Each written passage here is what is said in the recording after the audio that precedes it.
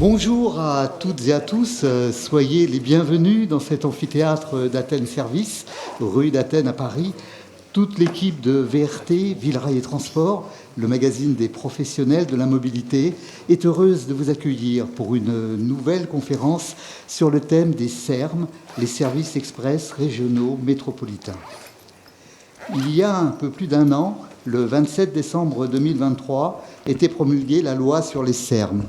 Cette étape fondatrice faisait suite à une annonce de l'État de vouloir doter la France de 13 réseaux de type RER pour desservir des grandes agglomérations. Depuis cette annonce, des réalisations ont vu le jour et de nouveaux territoires se sont portés candidats. 24 projets sont aujourd'hui en attente d'argent public. Et à l'heure où se profile une conférence nationale sur le financement des mobilités, le moment était particulièrement bien choisi pour faire un nouveau point sur les SERM. Vous l'aurez donc compris, cette année, nous allons nous intéresser tout particulièrement à leur modèle de financement. Mais nous aborderons aussi d'autres questions. Quelles leçons tirer des réalisations déjà en exploitation?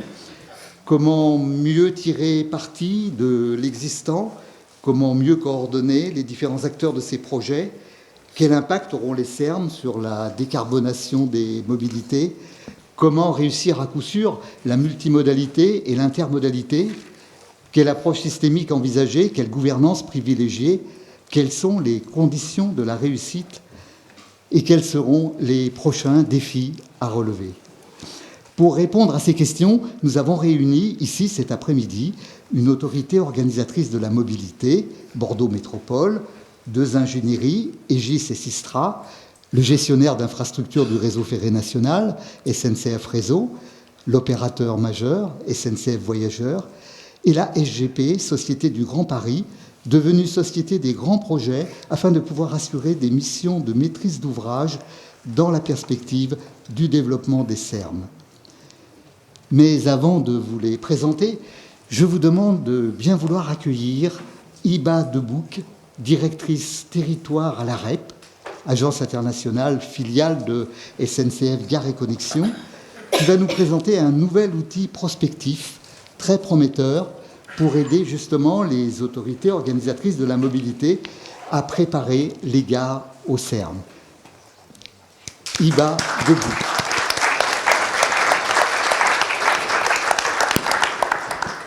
Bonjour à toutes et à tous. Donc, je suis Iba Debouc, directrice de la direction territoire d'AREP, filiale de SNCF Gare et Connexion. Et je vais vous parler pendant quelques minutes d'un outil prospectif, comme cela a été dit, qui a été développé par la filiale AREP de SNCF pour préparer les gares et les pôles d'échange multimodaux aux services express régionaux métropolitains. Un mot de contexte rapide sur les SERM. Donc, on est à la croisée d'une dimension socio-territoriale et d'une dimension environnementale, parce que l'objectif des SERM est de faciliter, mais aussi de décarboner. On a parlé de décarbonation des mobilités en introduction. Décarboner la mobilité du quotidien, domicile-travail essentiellement, dans des territoires situés autour des métropoles, de configurations diverses. Certains sont périurbains, certains sont ruraux, mais ce sont des territoires qui sont aujourd'hui peu ou mal desservis en termes d'offres de transport. Donc l'objectif des SERM, l'enjeu des SERM, c'est de proposer une offre de transport qui permet de réduire la dépendance à l'automobile dans ces territoires et donc d'agir contre la gestion routière, la congestion routière, l'autosolisme, des phénomènes comme la pollution de l'air, et participer à l'effort de décarbonation du secteur des mobilités sur lequel il y a un véritable objectif national puisqu'il représente à lui seul quasiment 30% des émissions nationales. Et donc, les gares ferroviaires là-dedans occupent une importance toute particulière puisque l'armature des SERM est le train. Donc développer les SERM, c'est développer la question de rabattement depuis et vers la gare, le train, avec une articulation avec les différents modes de mobilité dans les territoires. C'est ce qu'on appelle les pôles d'échange multimodaux. C'est quelque chose qui est pas nouveau, qui existe dans de nombreuses villes en France.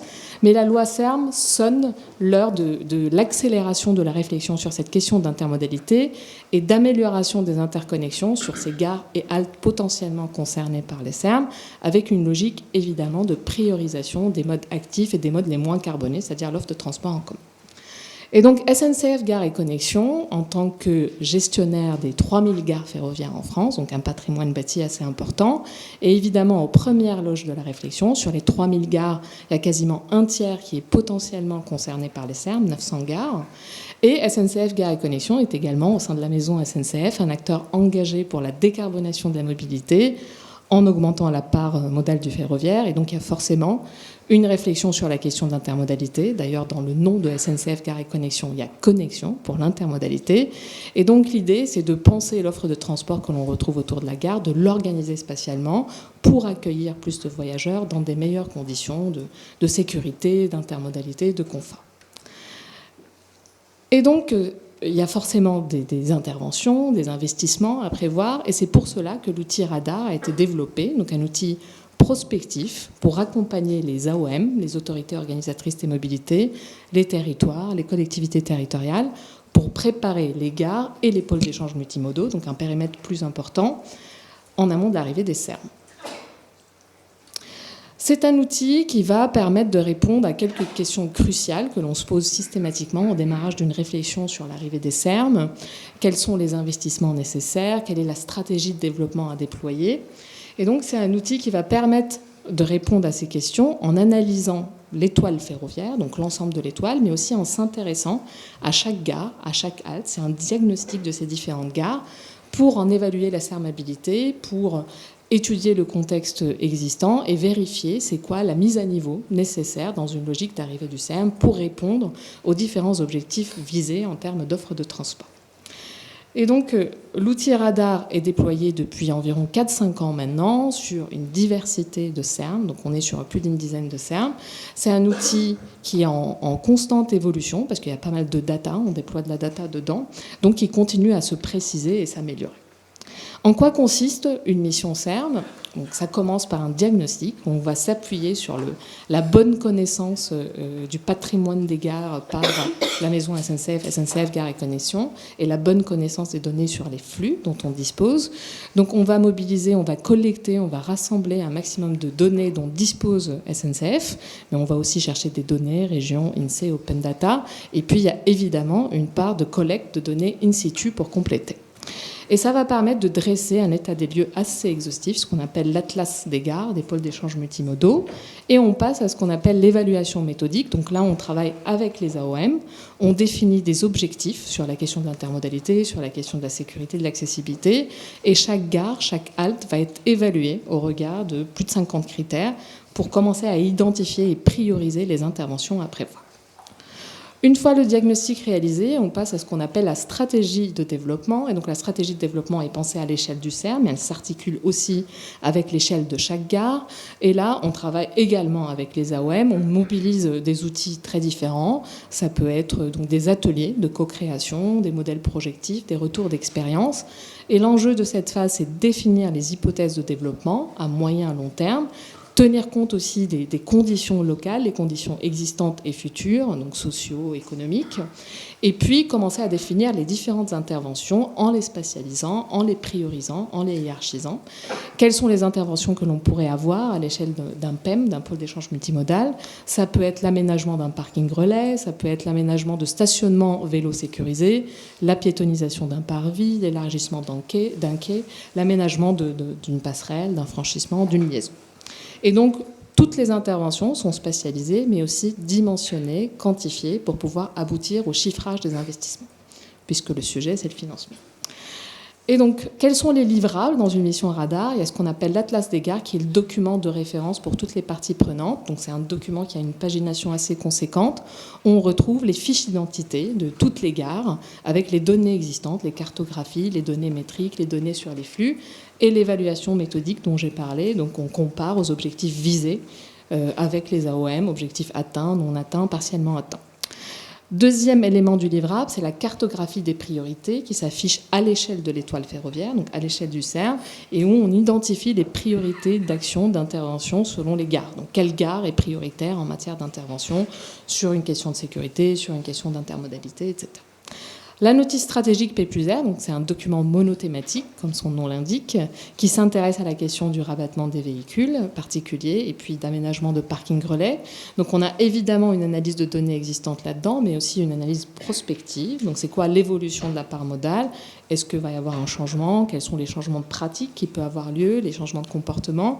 Quel est aussi le devenir du parc? Est-ce qu'il va être davantage électrifié? Est-ce qu'on va assister à un essor, par exemple, de véhicules intermédiaires?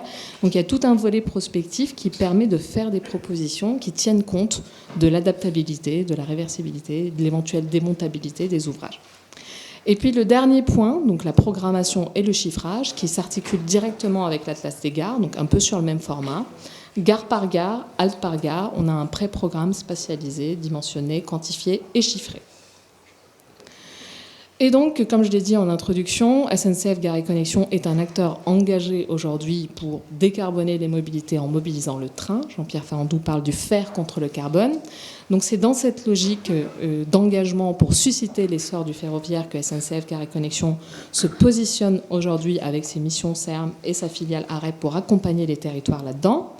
Mais on pense aussi qu'il y a une plus-value par ce patrimoine des gares dont dispose SNCF Gares & Connexions. Donc j'ai parlé de 3000 gares, c'est plus de 10 millions de voyageurs, plus de 10 millions de mètres carrés. Et c'est un véritable poste d'observation de ce qui se passe au droit des gares, au droit des PEM. Et donc c'est une connaissance qui est absolument précieuse aujourd'hui pour faire l'ensemble de ces études de préparation des gares au CERN. Donc il y a évidemment la connaissance du patrimoine bâti qui est indispensable, les équipements intermodaux, la connaissance du patrimoine foncier. On sait toutes et tous que le périmètre d'une gare, les abords d'une gare, c'est une mosaïque foncière. Et puis il y a la connaissance des flux qui sont à la fois quantitatives et qualitatives. Quantitative, c'est la fréquentation journalière, la distribution horaire. Et qualitative, c'est l'origine, la destination, le motif de présence en gare, l'articulation avec les modes, connaître les profils des voyageurs. Donc toutes ces données, on en dispose aujourd'hui et c'est absolument précieux pour bien dimensionner, bien quantifier les investissements, les interventions à prévoir sur les différentes gares. Et puis une autre plus-value, c'est l'expertise d'intermodalité. Donc SNCF Gares & Connexions est mobilisée depuis plus de 20 ans en accompagnement des territoires sur le développement de l'intermodalité, avec des connaissances en propre sur le montage juridique, sur l'exploitation, la maintenance, l'éco-conception.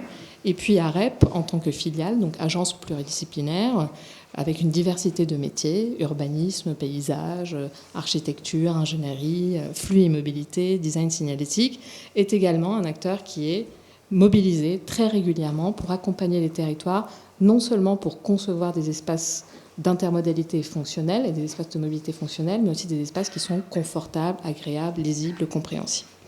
Et donc c'est cette expertise qu'on veut mobiliser aujourd'hui pour les CERM. Et puis il y a une autre plus-value qui est la proximité géographique. Les CERM se déploient dans les territoires. SNCF Gares & Connexions et sa filiale AREP sont également présents dans tous les territoires. C'est un fonctionnement en miroir, ce qui permet d'avoir une proximité, une écoute des différentes parties prenantes locales de ces projets CERM. Et donc voilà pour l'outil CERM. Pour résumer, c'est une ressource qui est indispensable, qui est nécessaire pour comprendre ce qu'il faut faire demain à l'échelle des gares, à l'échelle des pôles d'échange multimodaux, qui permet d'accompagner aujourd'hui les territoires dans cette vision. Et c'est aussi un outil au service du développement des territoires. J'en ai parlé au tout début. Il y a une dimension socio-territoriale, une dimension environnementale dans les CERM. Et l'objectif de l'outil Radar, c'est de faire connaître cette équation de mobilité, quel est son impact au droit des gares. Et on sait que l'équation de mobilité est intimement liée à l'équation du développement urbain, du développement des villes et des territoires. Merci beaucoup pour votre écoute et n'hésitez pas si vous avez des questions.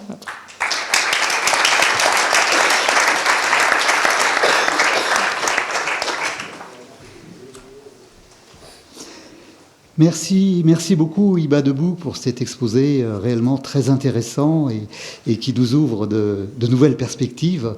Je rappelle que vous êtes directrice territoire à l'AREP, filiale de SNCF Gares & Connexions. Et place maintenant aux intervenants que nous avons réunis pour vous ici ce soir. Et je vous demanderai de bien vouloir accueillir Claude Mélier, vice-présidente en charge des infrastructures routières et ferroviaires pour l'autorité organisatrice de la mobilité Bordeaux Métropole. Claude Mélier.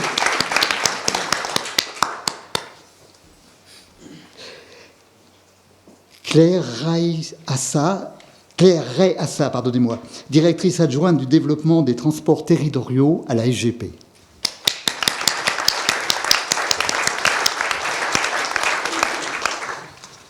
Guillaume de Tillières, chef de département à la direction des études amont et mobilité chez Aegis.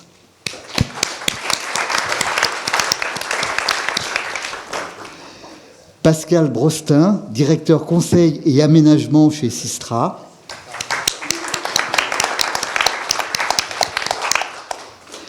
Éric Stel, directeur marketing et développement de TER à SNCF Voyageurs. Et Thomas Allary, directeur du programme SERM à SNCF Réseau, Gare et Connexion. Et justement, SNCF Réseau, Gare et Connexion a réalisé une courte animation graphique sur les SERM qui va nous faire une excellente entrée en matière. Je vous propose maintenant de la regarder. Faire du train, le trait d'union des modes de transport et des services entre les métropoles et leurs périphéries, c'est tout l'enjeu des services express régionaux métropolitains. Avec les SERM, c'est plus de simplicité pour se déplacer, pour Ensemble, Ensemble, SNCF Réseau et SNCF Gare et Connexion, nous contribuons à rassembler tous les acteurs locaux dans leur mise en œuvre.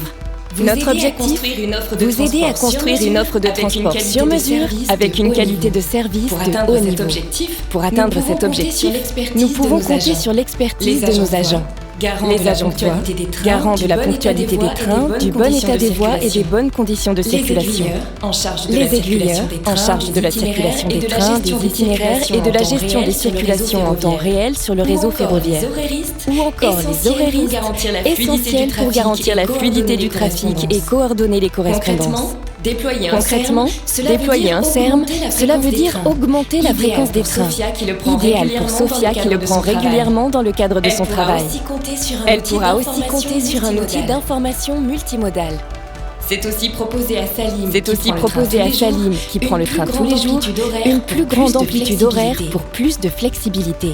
Nous proposons avec les SERM, en accord avec les parties prenantes, des horaires réguliers et lisibles, bien utiles pour permettre à Lucas de mieux s'organiser et d'attraper son bus lorsqu'il rend visite à sa mère à 1 heure de chez lui. Pour eux, comme pour tous les voyageurs, nous proposons avec les SERM une mobilité facile, accessible et adaptée à tous les usages. Les SERM, ce sont aussi des gares conçues pour faciliter les déplacements au quotidien avec des commerces, des services adaptés aux usages de chaque gare et l'accès à tous les modes de transport.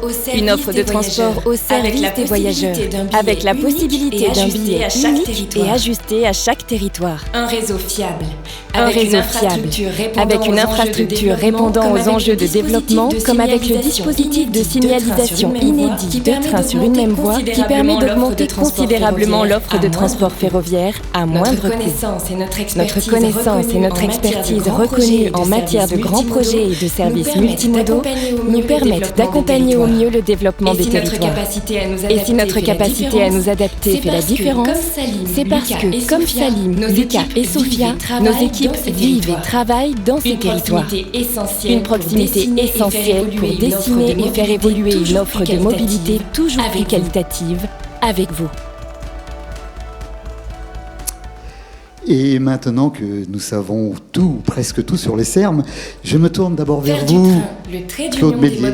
Ah, ça n'était pas fini, pardon. Entre les métropoles et leurs périphéries.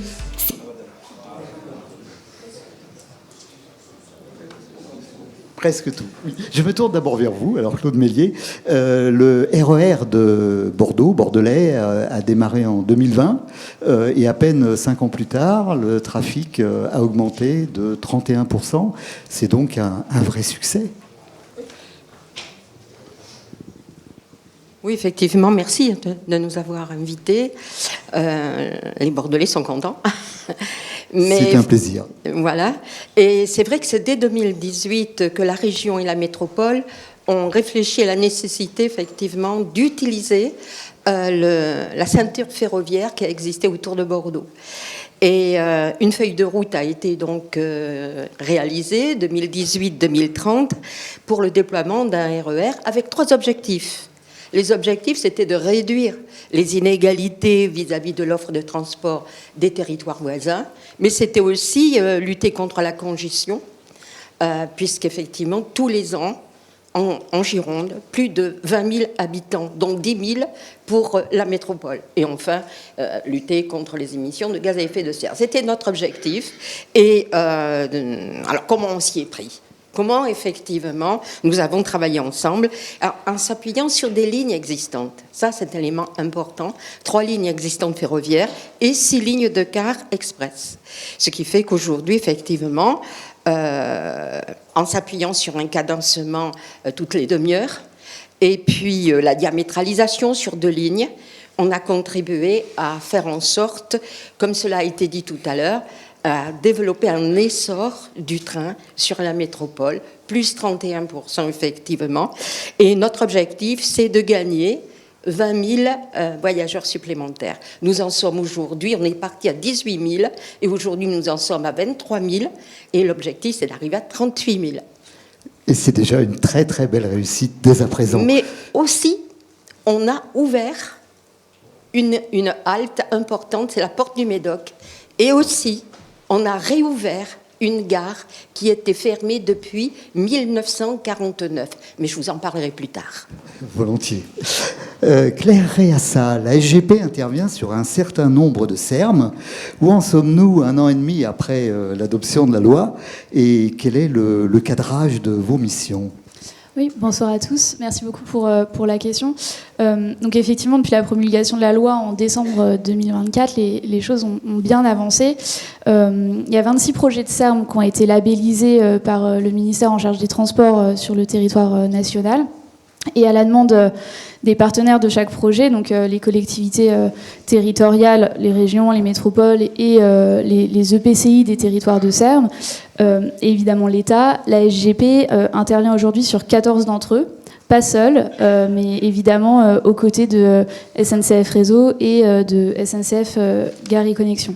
Donc on est en ce moment dans les phases qu'on appelle les phases de préfiguration et qui visent à constituer les dossiers qui seront remis au ministre en vue d'obtenir le statut officiel de SERM pour chacun de ces territoires. Et donc, dans le cadre de ces phases de préfiguration, on intervient principalement sur 3 piliers. D'abord, la définition ce qu'on appelle le schéma d'ensemble, qui est vraiment la consolidation en fait, de l'offre technique de mobilité qui est visée sur le territoire. Je rappelle que cette offre, elle est évidemment multimodale, donc il y a une part importante qui est évidemment dédiée au ferroviaire, mais on est très attaché à ce qu'on regarde aussi l'ensemble des autres modes.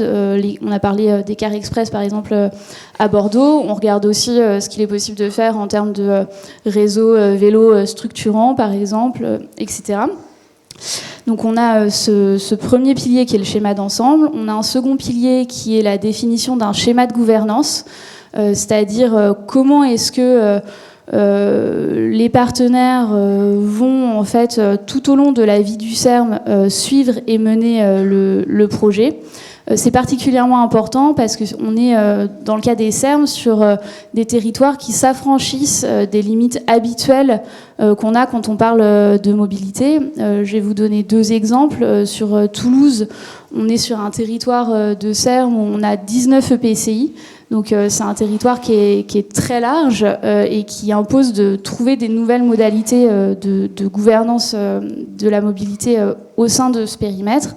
Un autre exemple avec un enjeu transfrontalier, c'est le SERM de Lorraine-Luxembourg qui va de Nancy jusqu'au Luxembourg en passant par Metz et Thionville.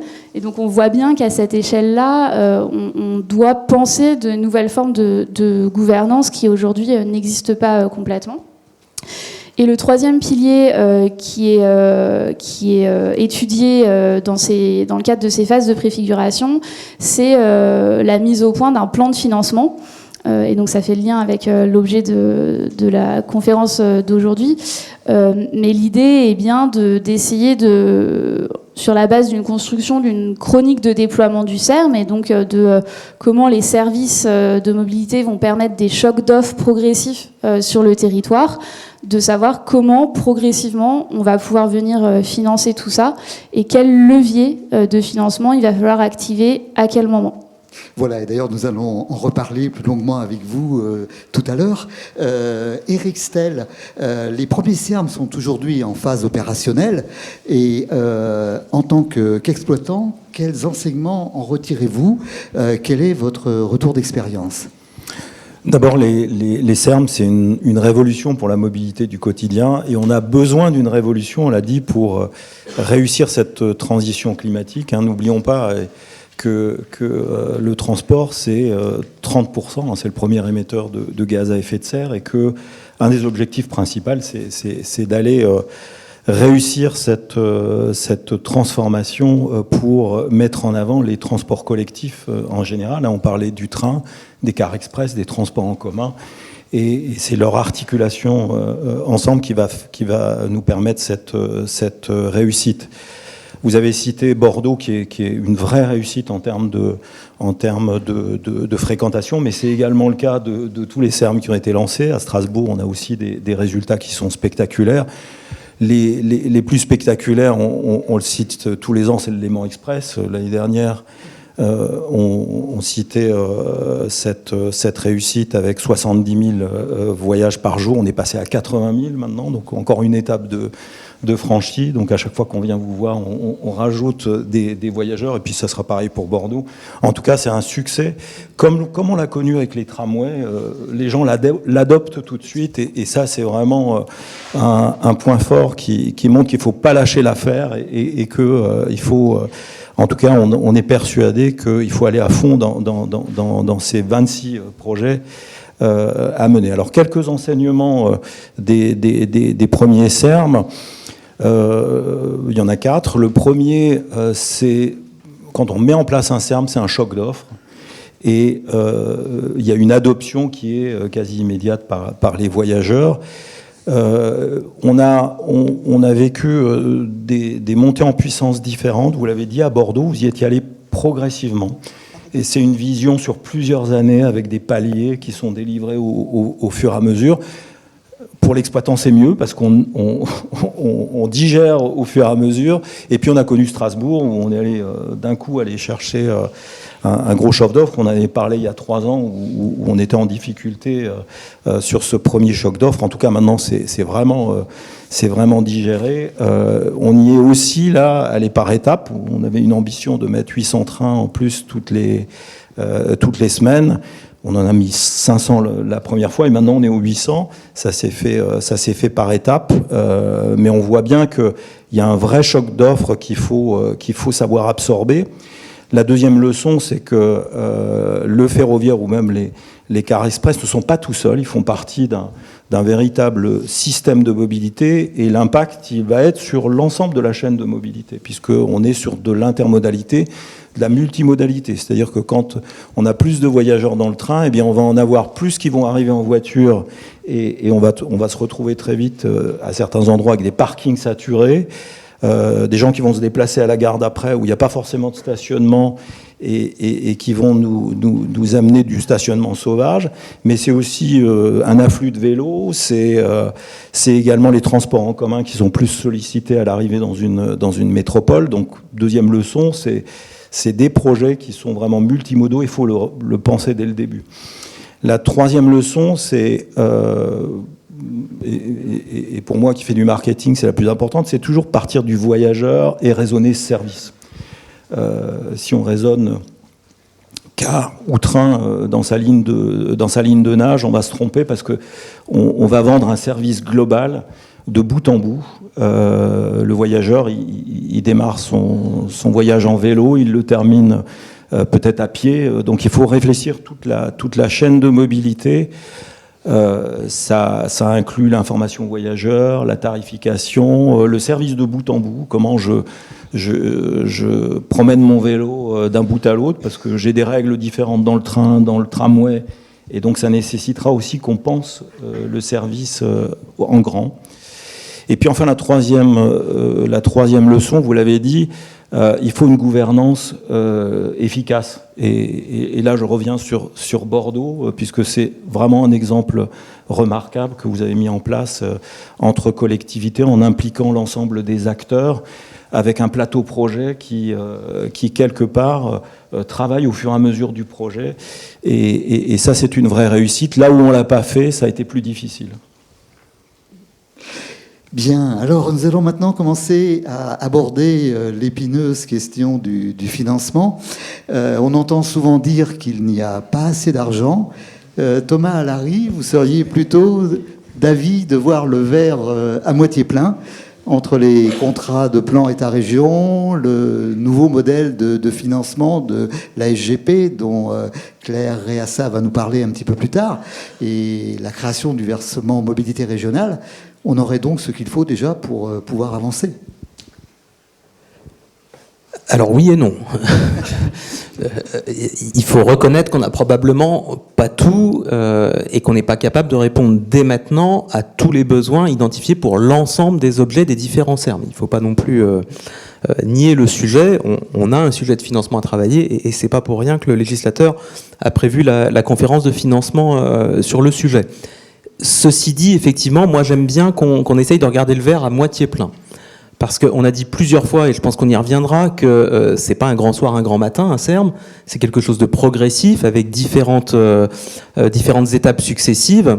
Et donc, il faut commencer à un moment. Il ne faut pas que regarder la fin avec les grandes infrastructures à plusieurs milliards. Il faut commencer, c'est ce qu'a fait Bordeaux en particulier, mais pas que. Et donc, pour se lancer, pour le coup, on a au moins des outils, je ne dis pas toutes les capacités, mais on a des outils. On a d'abord des collectivités et l'État qui financent déjà aujourd'hui beaucoup de choses. Alors, je n'ai pas les chiffres, mais on sait qu'il y a beaucoup d'investissements dans le matériel roulant, qu'il soit ferroviaire ou de transport urbain, des financements dans les infrastructures, des financements de l'État de façon générale. Donc, on a déjà des acteurs engagés pour ce financement.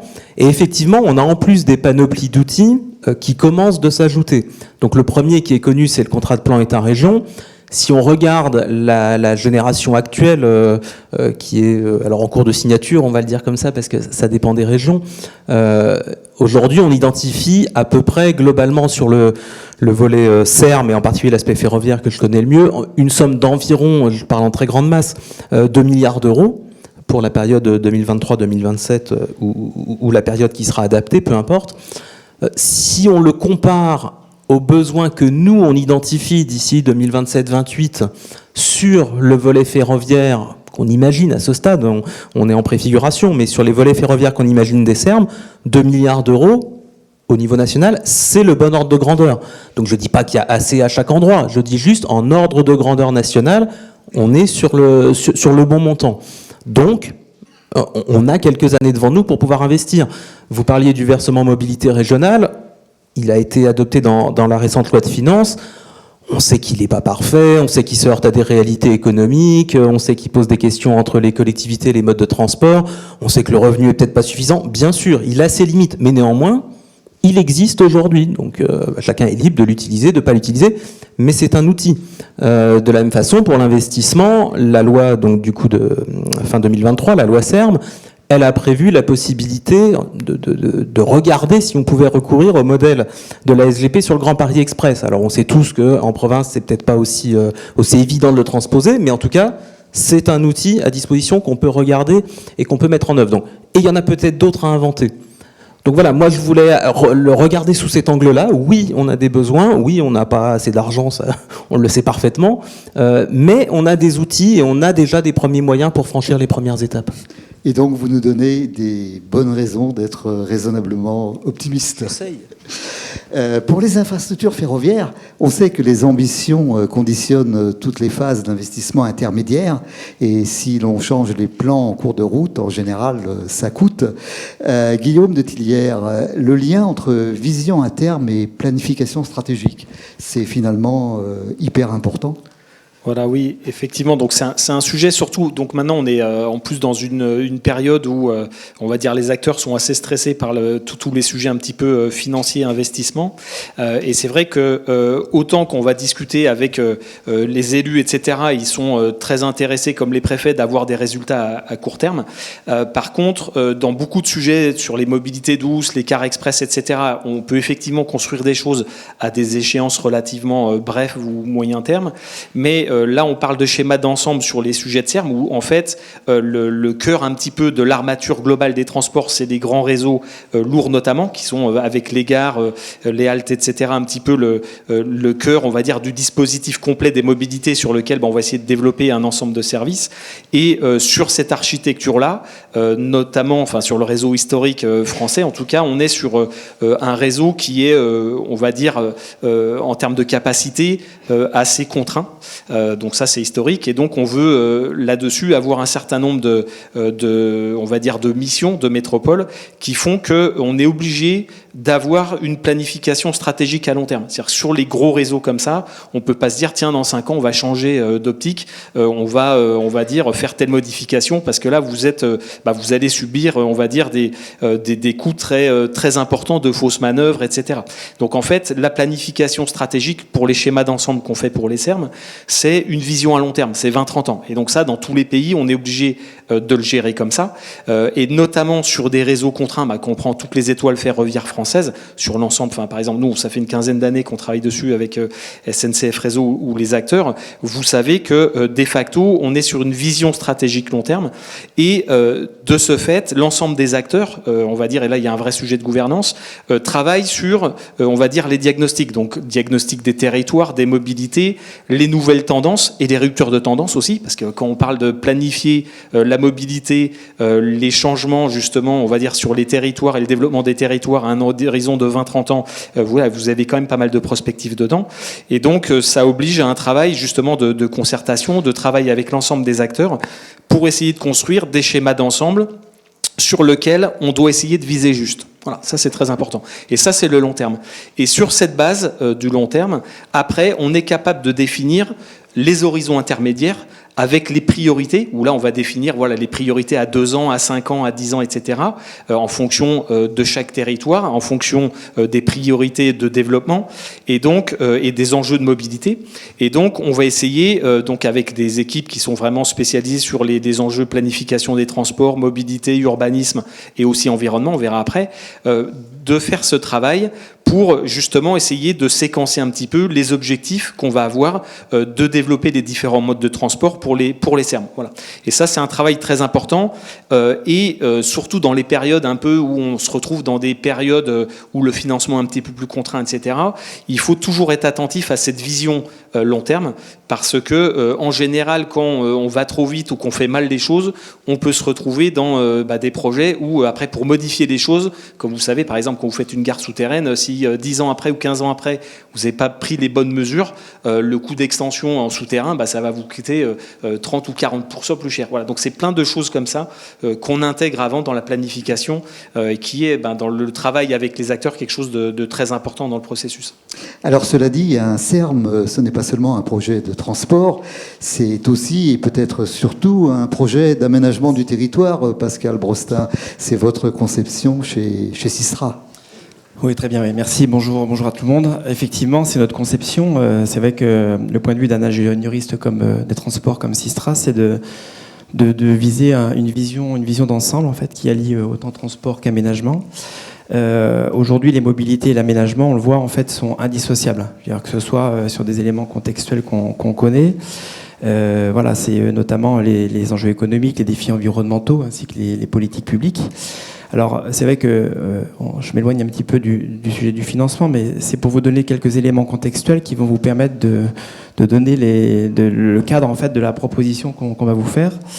Donc, je fais un petit peu un pas de côté, juste pour vous rappeler pourquoi pour nous le SERM, comme les objets de mobilité, sont indissociables de l'aménagement. Déjà, d'une part, parce que c'est une évolution des modes de vie et des besoins de déplacement. On voit que la globalisation, on voit aussi que l'urbanisation croissante a changé nos modes de vie. Donc, il faut aussi adapter nos territoires, nos politiques d'aménagement, mais aussi nos politiques de mobilité. Donc, pour justement réduire un peu les écarts qu'on peut avoir entre zones urbaines et zones rurales.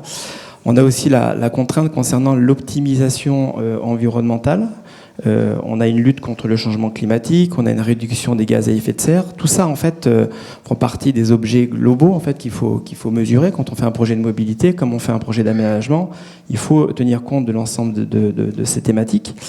Et d'où l'importance de la planification des transports et de l'aménagement du territoire.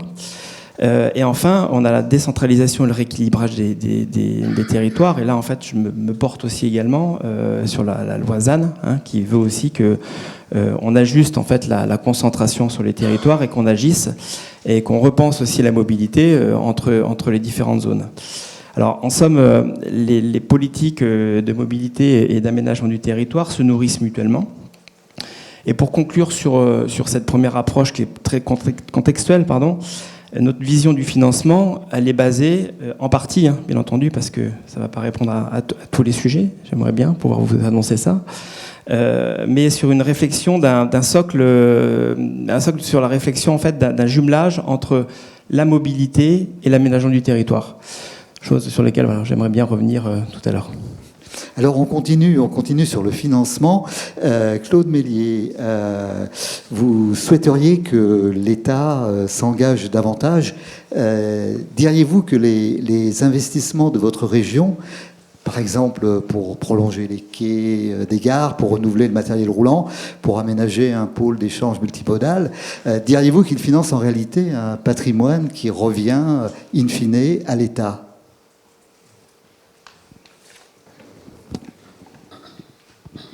En parlant de patrimoine, je pense quand même qu'il faut parler de quel patrimoine on a hérité. Un vieillissement, effectivement, du patrimoine ferroviaire qui nécessite, pour certains endroits, une véritable régénération. Donc je pense qu'il faut parler, effectivement, du désengagement historique de l'État concernant, effectivement, le ferroviaire. Et à partir de là, eh bien, on fait, à partir de cette réalité. Je pense qu'il faut le préciser. Alors, moi, j'ai posé une question, j'essaie de retrouver la question que vous m'avez posée, mais je tenais à le dire, parce que je crois que c'est prévu d'ailleurs dans le débat, mais cette question est importante. On ne peut pas avancer sur certaines lignes si on n'a pas régénéré, par exemple, la ligne du Médoc. Alors, tout le monde connaît un peu le Médoc, si on aime bien le vin, mais enfin, quand même, si on veut effectivement utiliser cette ligne, il faut auparavant que la SNCF et l'État y mettent effectivement ce qu'il faut. Alors, concernant les investissements et la part de l'État, ça a été dit tout à l'heure, l'État intervient sur les infrastructures à un tiers, la région à un tiers, et puis le département, c'est le bloc, là, département, région, et la métropole à un tiers. Concernant le matériel roulant, non, l'État n'intervient pas. 50% la région, 50% la métropole. Et concernant l'exploitation, idem. L'État n'intervient pas. 50% la région, 50% la métropole. Bien. Donc là, on se rend compte que l'État manque à l'appel. Concernant le matériel roulant, les pôles d'échange multimodaux, on y reviendra, mais c'est hyper important également pour finaliser ce qu'on veut faire avec le RER. Et donc, en fin de compte, il ne finance qu'à 30% le patrimoine. Donc, moi, ma conclusion, c'est que ce sont les locataires qui payent effectivement les travaux pour 2/3 qui devraient être payés par le propriétaire. Alors, je pense que de ce côté-là, il faudra effectivement modifier progressivement, mais modifier les choses. Alors, on va reparler d'ailleurs tout à l'heure un peu de régénération du réseau ferré national. Mais pour le moment, Claire Réassa, nous vivons actuellement une période de fortes contraintes budgétaires. Et les SERM, ce sont des projets forcément onéreux. Oui, d'abord, ça coûte combien un SERM finalement ? Ouais, c'est un peu la question à 1 milliard. Non, mais au-delà de la blague, si je vous disais un SERM, c'est 1 milliard, ce serait sans doute pas très honnête. Et heureusement, en fait, les SERM, ils auront un coût qui dépendra vraiment du projet et du besoin de territoire. L'idée n'est pas du tout de calquer une recette toute faite et de dire un SERM, c'est telle composante, telle composante, telle composante, et à la fin, ça fait tant. Donc aujourd'hui, c'est difficile de répondre à cette question, mais si on veut quand même donner quelques pistes, ce qu'on voit, nous, à la SGP, et évidemment avec nos partenaires sur les territoires sur lesquels on intervient, c'est qu'on a différentes typologies en fait de projets de SERM. Oui, voilà, c'est-à-dire en fait comment ajuster finalement les projets à la capacité de financement de chaque collectivité. Exactement. Et en fait, on a des projets de SERM avec une forte composante ferroviaire, parfois des projets historiques, et donc effectivement des besoins en investissement qui vont être assez massifs. Et on a aussi des territoires avec des projets de SERM qui sont plutôt axés sur des développements à court terme de services de car express, par exemple. J'ai en tête les SERM de Montpellier, où c'est le cas, le SERM de Saint-Étienne aussi, dans une certaine mesure. Et donc, en fait, on voit qu'on va avoir différentes typologies de SERM et donc différents coûts. Et il y a donc, en fait, un lien évident entre le financement dont dispose une autorité organisatrice et la sélection des scénarios qu'une ingénierie peut lui proposer. Alors Guillaume de Tillières, ces scénarios sont-ils suffisamment étudiés justement au regard de la manière dont seront financés les investissements initiaux et puis également les coûts d'exploitation, bien sûr? Alors effectivement, c'est un vrai enjeu, et comme c'était cité aussi auparavant, disons qu'il y a pas mal de projets de SERM où vous avez quand même un certain nombre d'acteurs, parfois avec les traditionnels qu'on a cités, avec État, région, métropole, mais avec parfois, on va dire, une quinzaine, une vingtaine de PCI. Donc en fait, c'est des projets complexes sur lesquels notamment, alors dès que vous êtes sur des projets où les ambitions de SERM sont importantes, alors notamment quand vous avez des composantes, on va dire, de grands projets ferroviaires dessus, là vous êtes en général sur des projets relativement importants, donc des coûts d'investissement sur les SERM qui sont importants. Et là, ce qu'il faut voir, c'est que en fait, il y a tout un travail avec les acteurs sur le calage des ambitions. Donc en fait, ce qu'il faut voir, c'est que sur les grands projets de SERM notamment, vous allez avoir des ambitions de développement des transports régionaux, par exemple sur le RER métropolitain, pour lequel en fait, on va vouloir, ou en tout cas les métropoles souhaitent renforcer la desserte, ouvrir des haltes, avoir, on va dire, des cadences à 10-15 minutes. Mais en fait, ça se fait avec un arbitrage, parce que comme on l'expliquait un petit peu avant, le réseau historique du RFN, en fait, c'est des réseaux en étoile qui n'ont pas été conçus pour ça, d'accord, sauf le RER parisien. Et donc, en fait, on a des arbitrages entre les liaisons régionales, ou on va dire tout ce qui est trafic longue distance, y compris avec le fret, et la desserte métropolitaine. Donc, en fait, il y a vraiment des enjeux d'arbitrage très fins, avec des impacts très importants sur les coûts d'investissement, et donc des ajustements à faire avec des discussions entre les acteurs, on va dire, qui sont très importants. Donc là, il y a vraiment tout un travail, et c'est pour ça qu'il y a en fait les scénarios d'ingénierie où on va proposer différents scénarios, mais il y a un très gros sujet sur lequel, en fait, nous, dans les équipes aussi Aegis, où on a des gens de conseil, donc qui sont aussi sujets sur tout ce qui est AMO ou gouvernance, où là, il y a tout un accompagnement des acteurs, parce qu'en fait, certains acteurs, par exemple SNCF Réseau, ils maîtrisent très bien leur dossier. Dès que vous allez travailler avec des métropoles, un certain nombre de métropoles sont beaucoup moins au fait, on va dire, sur tous ces problèmes techniques, et donc ils ont besoin d'accompagnement, de comprendre les choses, et c'est donc toutes, on va dire, des itérations avec des ateliers qui vont permettre de co-construire le projet du SERM. Et c'est ce qu'il faut voir, c'est un petit peu la révolution qu'on a eue par rapport aux planifications antérieures, c'est que ces projets de SERM, c'est des projets de co-construction. Donc qu'est-ce que ça veut dire? Ça veut dire qu'un SERM dans lequel les acteurs ont de la peine à se parler, sur lesquels on va dire les discussions, les ateliers sont complexes, c'est des projets sur lesquels vous avez des scénarios à risque. C'est-à-dire qu'on va travailler dessus, mais s'il y a des mésententes ou des sujets sur lesquels des acteurs reviennent 1 an après ou 2 ans après, c'est des études à refaire. Alors de temps en temps, si on est sur des lignes de car express, des sujets de tramway, etc., ou métro, on peut ajuster des choses. Quand vous parlez d'impact sur l'étoile ferroviaire, là, il faut reprendre les études, pas à zéro, mais en fait, souvent, il faut reprendre beaucoup de choses. et vous avez des impacts qui peuvent être majeurs. Voilà. Donc c'est tout un travail où en fait vous avez de l'ingénierie, beaucoup, on va dire, de sujets de gouvernance, d'accord, et avec, alors on va rentrer un petit peu dans le dur à partir de milieu de l'année, toute l'ingénierie financière. Donc c'est vraiment l'ingénierie sur l'aide à la décision par rapport aux capacités de financement pour doser, on va dire, les ambitions du CERM, c'est-à-dire sur quel périmètre, jusqu'où on va aller avec la desserte métropolitaine. C'est comme le disait Madame, sur les métropoles, en fait, à chaque fois que vous touchez ou vous étendez les scénarios, c'est des financements du coût de matériel roulant, d'émissions, etc. Et ça, à chaque fois, sur chaque scénario, ces enveloppes peuvent varier. Et donc, la facture varie largement avec. Voilà. Alors, cela dit, on peut déjà faire beaucoup sans pour autant dépenser énormément. Eric Stell, comment améliorer progressivement l'offre existante et puis déjà mieux coordonner les différents modes de transport? On pense évidemment aux exemples de Nice et de Rennes. Oui, il y a heureusement des choses qui continuent à se faire, et puis les régions et les métropoles continuent à avancer, comme c'est le cas à Bordeaux. Ils y vont par étapes, et on fait déjà avec ce qui existe, et à infrastructure équivalente. C'est-à-dire qu'on va utiliser les moyens dont on dispose pour les pousser au maximum.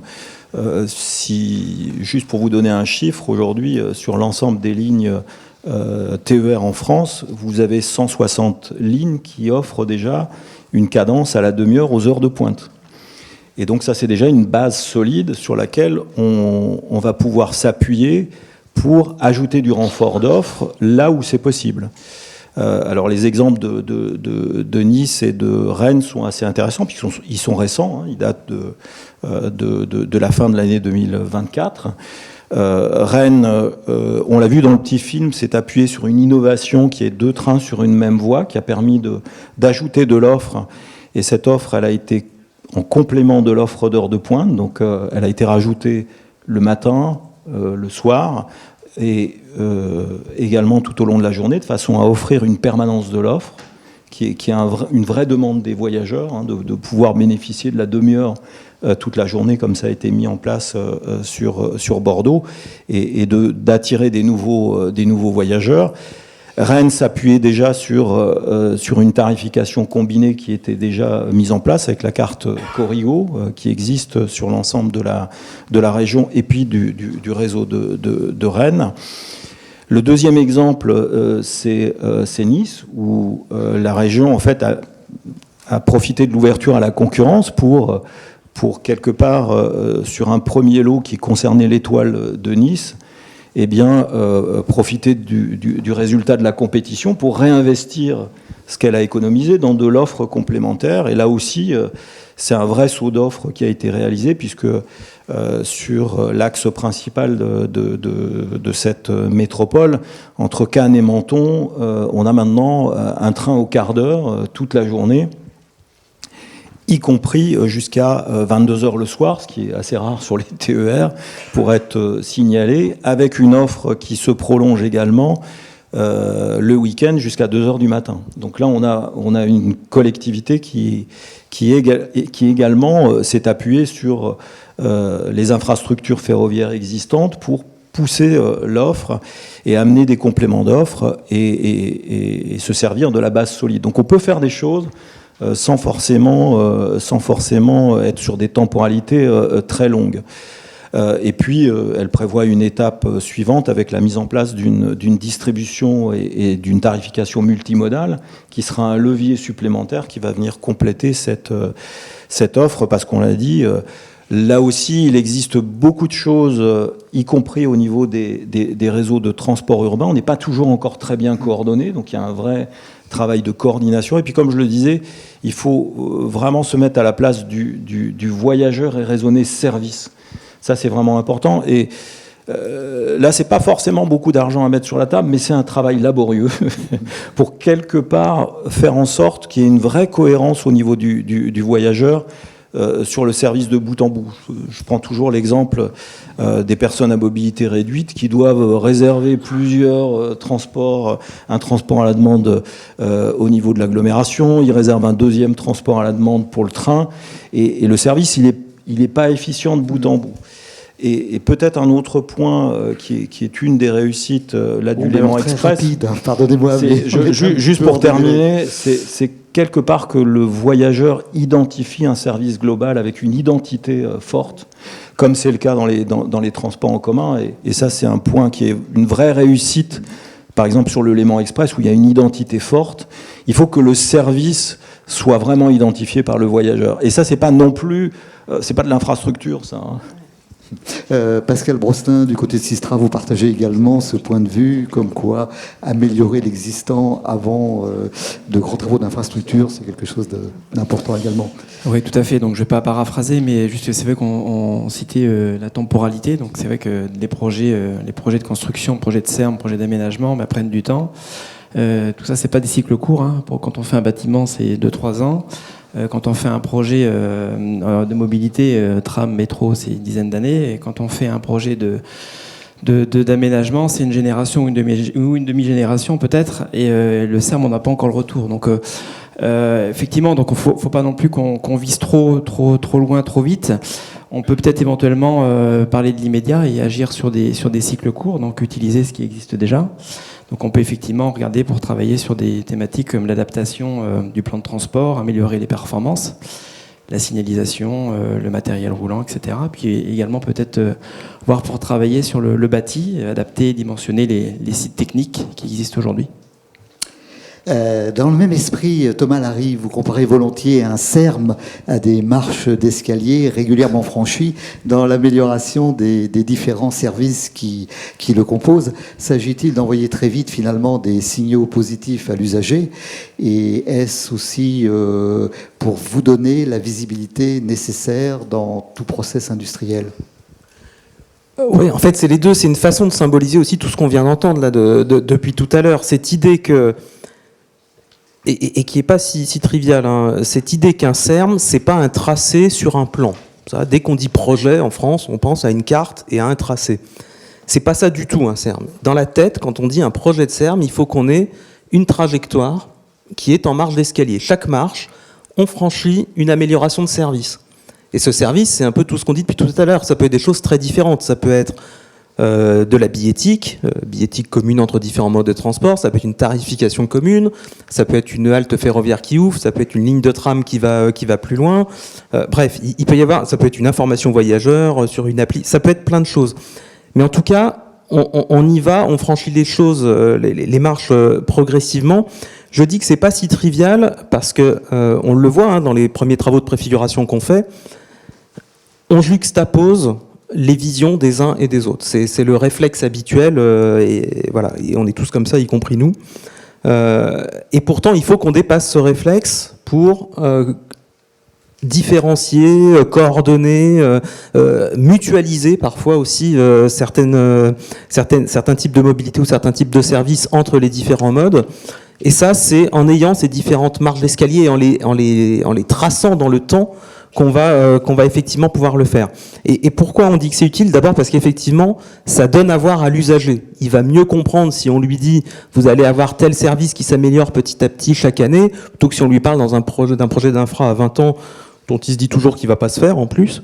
Ça donne à voir aussi une vision commune des acteurs, des collectivités locales en particulier. Pour nous, effectivement, ça donne une visibilité industrielle. Ça a été dit tout à l'heure, on ne peut pas se retourner comme ça en 2 ans, en 3 ans pour faire des travaux lourds. On a besoin d'anticiper à la fois pour tracer les sillons, à la fois pour réaliser des travaux. Donc tout ça nous donne une visibilité importante. Et donc c'est effectivement très important. Et surtout, ça oblige à se poser la question, ça a été dit, je crois que c'est Guillaume qui l'a dit, ça oblige à se poser la question, quelle ambition de service, puisqu'on veut monter des marges de service. Parce que tout à l'heure, on disait combien coûte un SERM. J'ai presque envie de dire que la question, elle ne veut pas dire grand-chose toute seule si on la prend de façon isolée. C'est pour quelle ambition de service aura-t-on besoin de quoi, et du coup, quel coût on aura en face.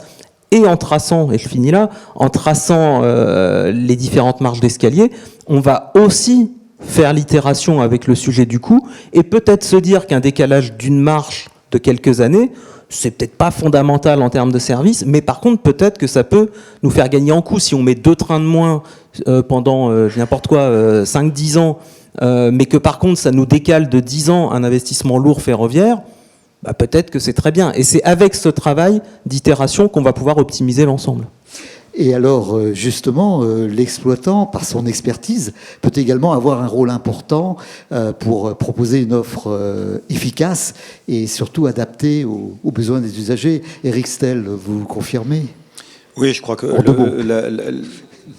la vraie question, c'est que les ressources ne sont pas infinies et puis les collectivités doivent faire des choix et donc elles vont s'appuyer sur des expertises. Alors il y a bien évidemment les expertises des grands cabinets de l'ensemble des acteurs. Gare et Connexion nous présente également des nouveaux outils, mais l'exploitant, lui également, a une connaissance de la manière dont les utilisateurs se servent des transports en commun, les agents qui sont également des sources d'informations intéressantes, les associations qu'on rencontre assez souvent. Il y a des données, j'ai envie de dire, plus qualitatives qui sont aussi importantes et qui viendront compléter toutes ces études. Et puis, bien évidemment, on dispose, nous aussi, de comptage de voyageurs. Et tout ça, ça va nous permettre d'apporter aussi des éclairages pour que les AOM puissent faire leur choix. Hein, parce que finalement, à la fin, comme l'argent n'est pas infini, il faut faire des choix et prioriser, on l'a dit. Donc là également, l'exploitant est au service des AOM pour les aider à construire leurs projets. Et puis, bien évidemment, au niveau de la construction des offres, on a aussi un vrai savoir-faire qui va être mis en compétition avec les appels d'offres, hein, puisqu'on n'est plus tout seul, où quelque part l'exploitant va montrer qu'il est capable de construire des offres performantes, à la fois parce que les habitudes de déplacement, elles changent. Avec le Covid, on se déplace plus de la même manière. Hein, les manières de se déplacer, et puis les jours où on se déplace, les heures où on se déplace, nous ont amené à proposer des aménagements d'offres. On voit aussi que quand on renforce les offres, on est plus attractif. Qu'en construisant des offres avec de l'innovation et puis également le savoir-faire de l'exploitant, on arrive à construire des offres beaucoup plus performantes et moins coûteuses. Des innovations comme la maintenance prédictive nous amènent à être plus robustes dans la construction de nos propres offres. Et puis on le dit également, quand on va se connecter avec les autres modes de transport, on a aussi tout un travail à faire sur une construction d'offres qui est mieux connectée aux autres modes de transport. Tout ça, ça va nous amener à être plus performants et à proposer des offres qui coûtent moins cher à la collectivité. C'est là aussi le rôle de l'exploitant. On est attendu là-dessus aussi pour améliorer le financement des transports en commun. Et ces économies, elles vont pouvoir être réinjectées dans de l'offre complémentaire. Alors, nous avons donc vu comment tirer à moindre frais le meilleur parti de l'existant. Maintenant, si d'importants travaux d'infrastructure se révèlent nécessaires, il faut bien définir, bien sûr, des outils pour les financer. Et là, je me tourne vers Claire Réassa. Le recours à l'emprunt sur le modèle du Grand Paris Express, est-ce la bonne solution ? Et quel modèle de financement préconisez-vous ? Alors, merci. Alors, est-ce que c'est la bonne solution ? Je ne sais pas. En tout cas, c'est sans doute une des solutions. Il y en a plusieurs qui ont déjà été évoquées depuis le début de la discussion. On a parlé des CPER, on a parlé du versement mobilité, on a commencé à toucher du doigt des sujets plutôt de foncier et d'aménagement du territoire. Et c'est vrai que si on se replace un peu quelques années en arrière, quand le GPE a été lancé et que son modèle de financement a été mis en place, on était aussi dans une situation contrainte d'un point de vue du déficit public.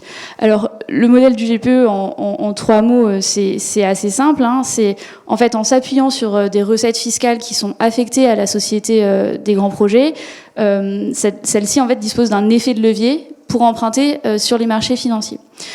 Est-ce que c'est adapté pour les SERM ? Sans doute pour certains, peut-être pas pour tous, et surtout peut-être pas demain. C'est-à-dire que comme on est, comme le disait Thomas, sur des questions de trajectoire, il y a peut-être des moments où on aura besoin de masse importante d'investissement à supporter sur certains des projets de SERM. Et dans ce cas-là, c'est vrai que le recours à un outil de financement comme celui qui a été créé pour le Grand Paris Express et qui est possible en faisant appel à la Société des grands projets peut être une solution. Mais il y a peut-être aussi une forme complémentaire de financement à mettre en œuvre à partir de la notion de création de valeur sur les SERM. Alors on ne le fait pas encore en France, Pascal Brostin, on le fait déjà à l'étranger. De quoi s'agit-il exactement ? Oui, donc comme je l'expliquais précédemment, on a une conviction de relier l'aménagement du territoire et les mobilités, qui doivent en fait être couplés. Et pourquoi pas participer au financement des projets de mobilité et donc des SERM par l'intégration, par la création de valeur, ce qu'on appelle le Land Value Capture. Alors, c'est quoi ? C'est une méthode en fait qui va permettre aux acteurs publics et à l'ensemble de leurs opérateurs de récupérer et de réinvestir les augmentations de la valeur foncière qui résultent des décisions publiques, les réinvestir dans le bilan et dans le budget de l'opération. Alors ça a permis de couvrir pas toute la totalité du projet, mais ça permet quand même de venir en financer une partie. Alors c'est vrai que c'est très conceptuel ce que je raconte, mais ça existe, je vous rassure. Et donc, puisqu'une grande majorité des projets qui sont de mobilité, qui sont créés à l'international, on a cette chance chez Sistra de pouvoir travailler, de faire des benchmarks, et ça sert, vous voyez. On peut utiliser justement ces benchmarks pour voir comment sont financés les projets d'infrastructure à l'international. Je parle de lignes à grande vitesse, je parle de tramway, de métro. Et on voit que la grande majorité, plus des 2/3 des projets que nous avons dans notre benchmark sont financés en partie par l'injection de valeur, de charges foncières en fait dans le bilan de l'opération. Alors, je vais citer des exemples. Par exemple, à Copenhague, on a les gouvernements nationaux et locaux qui ont décidé, en fait, sur un outil qui ressemble un peu à ce qu'on a chez nous, les EPF, qui ont pris leur foncier, qui l'ont réinjecté et en créant de la valeur, en changeant, bien entendu, le zonage des terrains, ont pu injecter de la valeur dans le projet de financement et ça a pu financer 60% du projet de mobilité d'un projet de métro, Copenhague. À Brasilia, à quelques kilomètres de Brasilia, là on parle de 85% en fait de charges foncières qui a été réinjectée, de création de valeur qui est injectée dans le financement du projet. Et puis ensuite, voilà, je vais donner l'exemple aussi du métro de Jeddah où là on est à 30%. Donc, des exemples comme ça, on en a de nombreux. Alors, c'est bien de regarder ce qui se passe à l'international. Donc on a poussé un peu le sujet un peu plus loin. Donc après le vote de la loi sur les SERM en 2023, on a travaillé sur la loi sur le financement des SERM avec Jean-Marc Zulesi à l'époque. Et puis on a essayé de voir en fait comment on pouvait mettre à profit ce benchmark sur la base notamment d'un élément comparatif, c'est-à-dire le financement aujourd'hui par de nombreuses subventions. Mais aussi en y mettant en comparaison le financement aussi par l'intégration de charges foncières. Alors c'est une modélisation financière bien entendu, donc ça nécessite, si on fait ça en France, ça nécessite un changement en fait de loi. On avait travaillé à l'époque sur ce projet. Donc, modification de la loi sur deux principes. Soit une captation par anticipation, comme l'avait fait la SGP à l'époque avec l'établissement public foncier. Soit aussi une optimisation des outils existants, notamment je pense aux ZAD, zone d'aménagement différé, qui permet en fait de fixer une date de référence, qui permettra demain justement de faire le comparatif sur la création de valeur, d'une part, et d'introduire dans le périmètre des SERM des nouvelles choses, justement un nouveau périmètre, puisque ça le rend aménageur également. Alors, ces deux ajouts, si on veut passer du concept à l'opérationnel, si ça se traduit par une modification des codes de l'urbanisme et de l'expropriation, et on en tire quelques avantages et bien entendu quelques obstacles de ça. Si on pousse le raisonnement jusqu'au bout, les avantages, le premier, c'est bien entendu de financer une partie des projets. Dans nos simulations, on arrive à intégrer 15% de valeur, de charges foncières, de création de valeur en fait dans les projets. Mais à l'étranger, on a été au-delà. À l'étranger, on a été au-delà, exactement. Dans nos simulations sur des SERM qu'on a estimé à un SERM moyen, mais bon, 15%, c'est toujours 15% en fait de recours de moins à l'emprunt, et également en fait de subventions aussi en moins qui peuvent être réinjectées sur ce projet. Dans les avantages, c'est aussi une optimisation des outils existants. On ne vient pas en fait alourdir en fait les procédures d'aménagement qui sont quand même aussi en France relativement lourdes. Et puis c'est un outil qui est adaptable. Vous disiez tout à l'heure que justement on a besoin d'appliquer peut-être des fonctionnements peut-être différents d'un SERM à l'autre, parce qu'ils sont tous différents selon les territoires, selon les gouvernances. Donc cet outil permettrait justement d'adapter le mode de financement par territoire. On a bien entendu quelques obstacles qu'on peut toujours relever. Donc déjà, c'est l'acceptation du législateur. La deuxième, c'est l'acceptation de la gouvernance aussi. Voilà, comment on va emmener aussi les territoires sur toutes ces thématiques. Et puis également, voilà, l'acceptation des acteurs de l'aménagement qui aussi profitent aujourd'hui des SERM, qui profiteront demain des SERM aussi, et donc les faire adhérer aussi au projet. Donc, vous savez que notre rapport sur cette thématique a été freiné parce que justement on avait bien avancé sur ce projet de loi, mais bon, suite à la dissolution, on n'a pas pu aller plus loin. Néanmoins, moi je reste persuadé que c'est pas quelque chose qui peut être mis de côté. Je pense qu'il faut quand même l'étudier, continuer à le regarder, parce que de toute façon le marché il se fera quelque part. Donc donc autant essayer d'en tirer profit, autant essayer de le contrôler, autant essayer justement d'avoir un schéma d'ensemble. C'est pour ça que tout à l'heure je parlais en liminaire justement du lien étroit entre l'aménagement et la mobilité, parce que de toute façon il va falloir en tenir compte aussi pour motiver le projet de mobilité. Donc, et je trouve que le travail il est fait en partie justement parce qu'aujourd'hui quand on travaille sur un SERM, on nous demande aussi de réfléchir au potentiel de densification autour des gares. Donc cette notion justement de création de valeur, elle est déjà intégrée dans les études justement de création et de motivation des SERM. En tout cas, c'est une piste qui paraît tout à fait intéressante. Alors, cela dit, il y a toujours la problématique de la régénération du réseau ferré national. Avant le développement d'un SERM, il faut bien renouveler le réseau dans le périmètre impacté. Thomas Allary, comment financer cette régénération ? Alors, la régénération, c'est un point important dont il faut parler. Parce que souvent, quand on parle du financement des SERM, on parle quand même très rapidement du développement et de ce qui permettra une augmentation de capacité. Mais je pense que c'est important de se redire qu'en fait, ça ne servira strictement à rien si on ne fait pas avant la régénération du réseau ferroviaire, dont vous savez qu'il est vieillissant, qu'on est engagé dans un gros effort de renouvellement pour limiter l'augmentation de son âge et puis ensuite le rajeunir. Alors on est sur une bonne voie, parce qu'il y a encore une grosse quinzaine d'années, on était environ à 1 milliard d'euros par an de renouvellement, on est à plus de 3 milliards aujourd'hui, donc l'augmentation elle est conséquente, mais le besoin pour stopper le vieillissement du réseau et puis le moderniser en termes de signalisation, on en a parlé 2-3 fois, c'est 4,5 milliards par an. Donc il manque encore 1,5 milliard par an. Là, on a un tout petit peu de visibilité jusqu'en 2027. Au-delà de 2027, on n'en a pas, ou en tout cas, on ne l'a pas complètement. On va chercher 1 milliard d'euros par an. Donc évidemment, on peut tout à fait nous dire, écoutez, ça c'est votre problème, SNCF Réseau, vous êtes le gestionnaire du réseau, vous voyez ça tout seul, voire avec l'État, mais vous ne nous en parlez pas. Alors évidemment, c'est possible, mais enfin finalement, il faudra quand même qu'on en parle tous ensemble. Parce que si on n'a pas la réponse à cette question, on peut oublier toutes les autres questions qu'on pose depuis le début de cette conférence. Elles n'auraient pas de sens.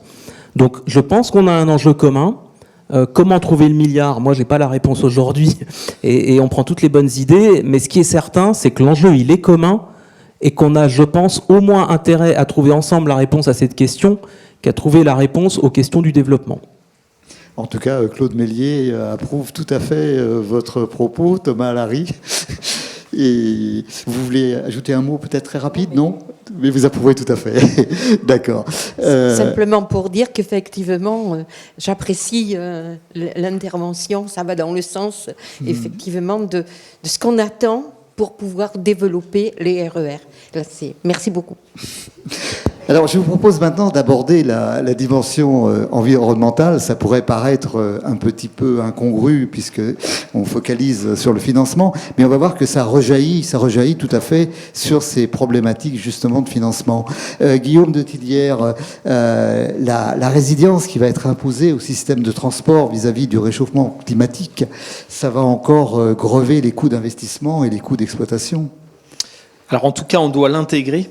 Donc on parle en tout cas, là, on parle justement des schémas express métropolitains, on parle de planification à long terme et à court terme. Donc en tout cas, tout ce qui est budget d'investissement, financement, on le travaille et ça se décide maintenant pour les années à venir. Donc court terme, moyen terme, long terme.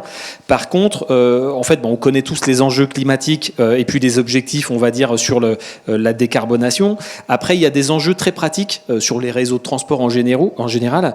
C'est que, en fait, dans les études, alors là, si on couple un petit peu avec les experts environnementaux, mais qui travaillent sur les impacts réseau du climat. En fait, actuellement, si on a une augmentation de 2 degrés par une référence actuelle sur l'état des réseaux maintenant, les impacts, on va dire, climatiques sur les réseaux routiers, ça augmenterait de 11%. En gros, les dégâts, les sinistres, les coûts.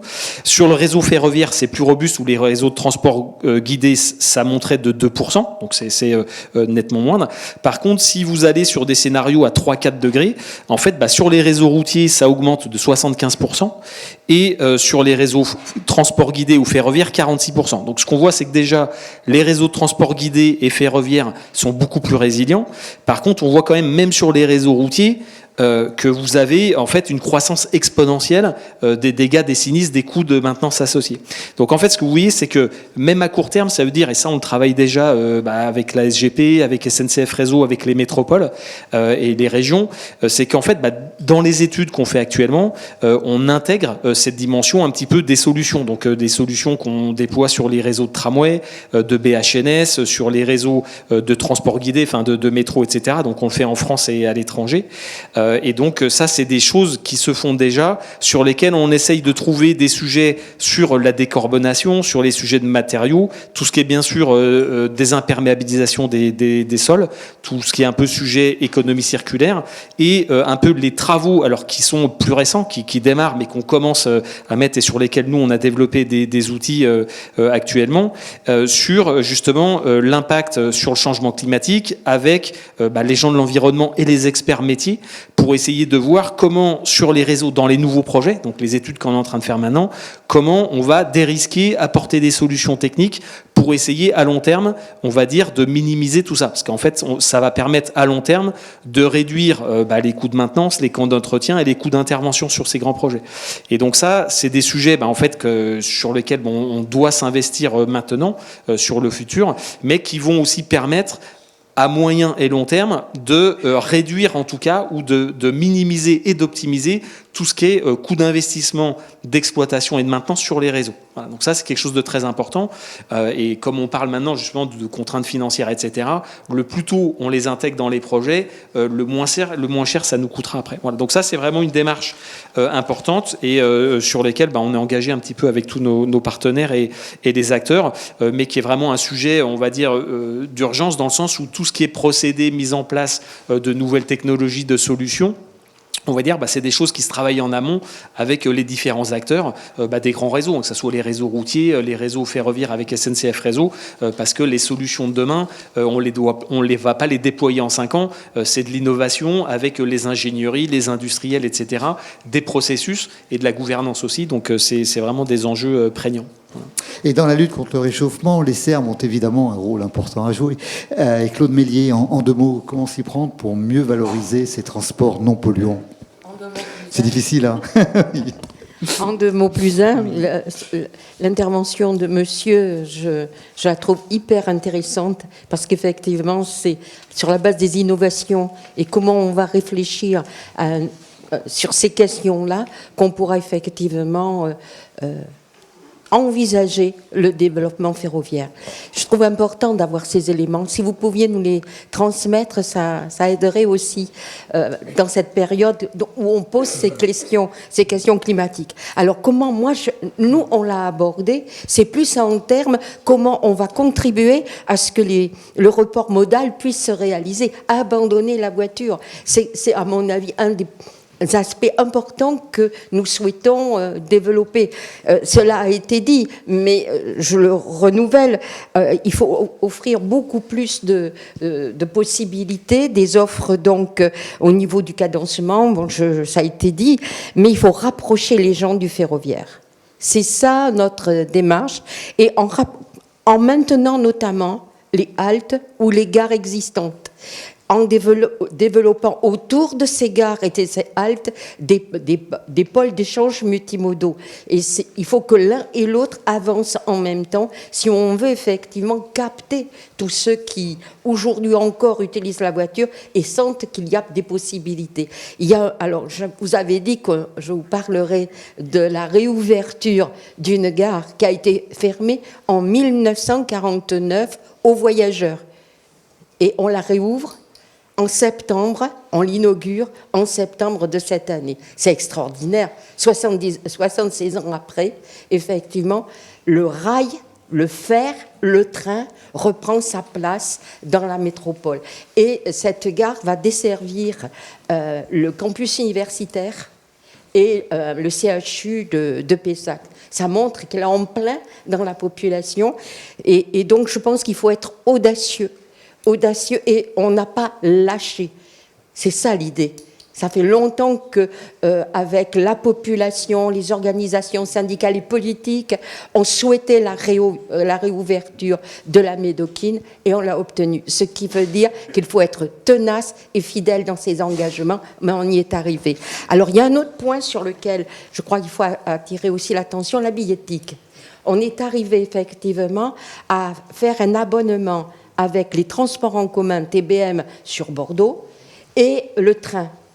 Mais pas que le train, c'est-à-dire qu'il y a le billet donc, des transports en commun plus le train.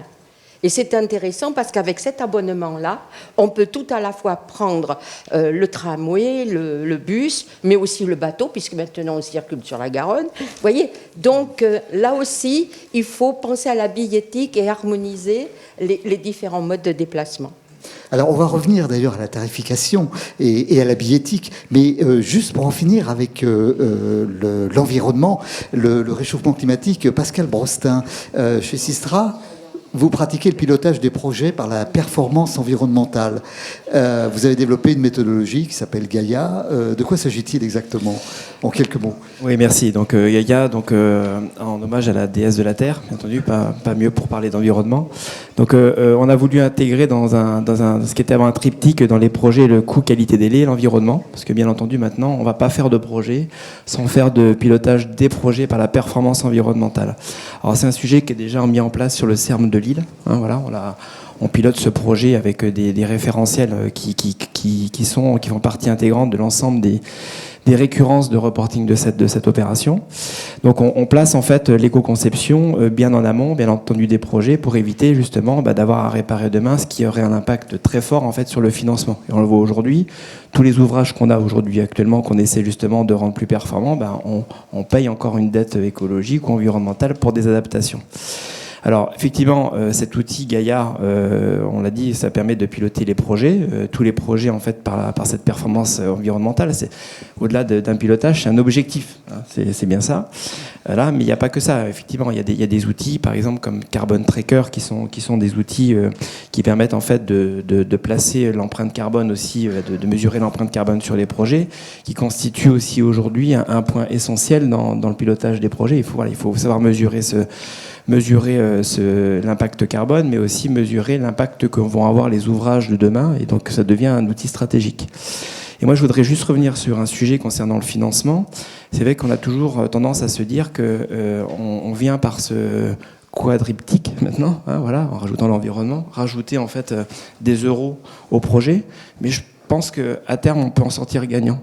Déjà, alors c'est vrai que ça va intégrer, alors on voit dans les phases études, on investit énormément, on investit beaucoup maintenant sur ces phases environnementales, hein, sur toutes ces approches, avec toutes les contraintes qu'on a aujourd'hui pour faire passer nos dossiers. Mais ça peut aussi être un outil d'acceptation et de stratégie des projets. Je vois par exemple aujourd'hui on a une mission carbone pour Aéroport de Paris, où là typiquement avec cet outil Carbon Tracker, on vient évaluer l'impact carbone de l'ensemble des projets et on participe du coup par cette estimation à la stratégie d'investissement d'ADP qui va décider ou non de faire l'ouvrage. Alors, Claude Mélier, vous avez introduit remarquablement bien à l'instant là, le sujet. On va parler maintenant de tarification, mais on va en parler avec Éric Stel. Chez SNCF Voyageurs, vous avez œuvré sur le Léman Express à la création donc, du Léman Pass, hein, donc un abonnement valable à la fois en France et en Suisse et sous une forme illimitée. Et en quoi finalement la tarification et les canaux de vente peuvent-ils attirer de nouveaux voyageurs ? Alors, comme ça a été dit à Bordeaux, c'est un vrai levier. Quand on a un tarif qui permet d'utiliser plusieurs modes de transport et qu'il est distribué par les différents opérateurs, c'est un vrai levier. N'oublions pas, les recettes voyageurs contribuent, que ce soit pour les métropoles ou pour les TER, en moyenne à un tiers pour couvrir les dépenses. Donc c'est un levier important aux mains des AOM. Le Léman Express, c'est effectivement un cas qui a été complexe, hein, parce que c'est 2 pays, c'est une quinzaine de réseaux de transport, des bateaux, des trains, des tramways, et des tarifications complètement différentes. Entre Genève et Annemasse, vous n'avez pas du tout les mêmes tarifications, et puis il n'était pas question qu'une des collectivités impose sa tarification. Donc il a fallu travailler ce fameux Léman Pass, qui est le pass qui permet d'utiliser tous les modes de transport dans l'ensemble des deux pays qui sont desservis par le CERM. Alors peut-être quelques leçons. D'abord, ça nécessite que les collectivités locales se mettent d'accord pour mettre en place une tarification commune avec des règles communes, du partage de recettes, parce qu'à un moment, il faut aussi se partager les recettes. Et puis quelques principes clés sur la tarification et la distribution. D'abord, c'est travailler une tarification simple qui répond aux besoins de l'ensemble des voyageurs. Alors il y a les abonnements, mais après il faut aussi passer à l'étape du ticket à l'unité pour les voyageurs occasionnels, par exemple, ou du ticket à la journée, qui est également un des titres très attendus. Ça veut dire aussi harmoniser les pratiques, parce qu'on n'a pas forcément d'un réseau à l'autre les mêmes conditions d'âge, par exemple. On n'est pas jeune partout de la même manière d'un réseau à l'autre, et ça pose des vrais cols. Certains ont des tarifications sociales, d'autres pas. Donc c'est des vrais sujets de fond dont doivent discuter les collectivités locales. Et puis, le dernier point sur la tarification, c'est petit à petit comment on embarque un maximum de services. On commence par le train, les transports en commun, puis on rajoute les vélos, on rajoute les transports à la demande. Enfin, on peut comme ça continuer à rajouter du service de façon à offrir un bouquet de services aux voyageurs. Sur la distribution, c'est pareil, vous l'avez dit. D'abord, ça nécessite d'avoir un support unique qui va pouvoir être utilisé dans les différents modes de transport. C'est une carte billettique, c'est un QR code, enfin un support qui est le même dans l'ensemble des transports en commun. C'est un circuit de distribution commun aussi. On voit de plus en plus des espaces de vente multimodaux où quelque part le voyageur peut acheter plusieurs modes de transport. Et puis on s'appuie aussi sur des innovations liées au numérique. C'est payé avec sa carte bancaire, c'est des applis qui permettent de valider. Donc c'est toutes ces innovations qui vont rendre le transport plus facile, plus attractif, et puis d'aller chercher des nouvelles recettes pour couvrir ces nouvelles dépenses.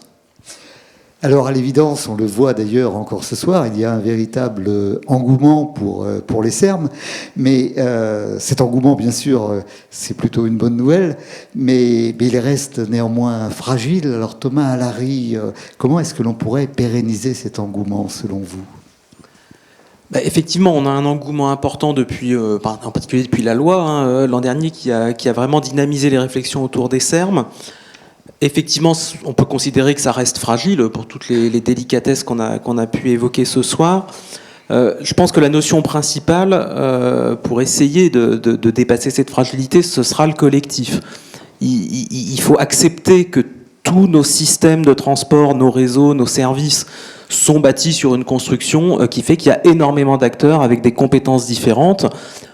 Objectivement, ça a plutôt constitué des réseaux de transport dont on n'a pas à rougir quand on se compare par rapport à d'autres. Mais un CERN, c'est justement construit sur autre chose. C'est une mutualisation de tous ces services, une mise en commun des services. Les marges d'escalier dont on parlait tout à l'heure, c'est une mutualisation industrielle, financière. Et donc, il faut accepter que les difficultés et les succès soient partagés. Alors, quand je le dis comme ça, là, dans cette salle, ça semble totalement logique, évidemment, voire un peu bébête, mais ça va à l'encontre des réflexes qui ont été construits par les uns et les autres, parce que le système conduisait à d'autres réflexes. Et donc, on a un besoin collectif de modifier nos réflexes, de faire l'effort, on doit tous le faire, pour essayer justement d'être un peu plus commun, de mutualiser, parfois avec des coûts, parfois avec des gains. Et il faut jouer le long terme et c'est pas forcément évident. Voilà, ça fait un peu livresque, mais je pense que sans ça, effectivement, les CERM pourraient peut-être freiner plus vite qu'on croit. Alors la conférence sur le financement des CERM doit avoir lieu en principe en mai prochain. Claire Réassa, qu'en attendez-vous vous-même et qu'en attendent les collectivités ? Alors déjà, je pense que tout le monde attendait qu'elle ait lieu, parce qu'elle était prévue pour se tenir à l'été. Donc voilà, il y avait dans le cadre des projets et dans le cadre des phases de préfiguration, il y a une vraie attente qui est exprimée par l'ensemble des partenaires sur cette conférence de financement et sur ce qui va en sortir. Pourquoi ? Parce qu'en fait, très pragmatiquement, il est demandé de construire un plan de financement sur les différents projets de CERM et que le sentiment, c'est que cette conférence de financement, elle peut donner des pistes sur, je vais le dire un peu basiquement, mais les règles du jeu. Et donc on a besoin de savoir qu'est-ce qui va être décidé comme grandes orientations sur le financement des CERM pour pouvoir intégrer tout ça concrètement, projet par projet, et construire ces fameux plans de financement. Donc beaucoup d'attentes.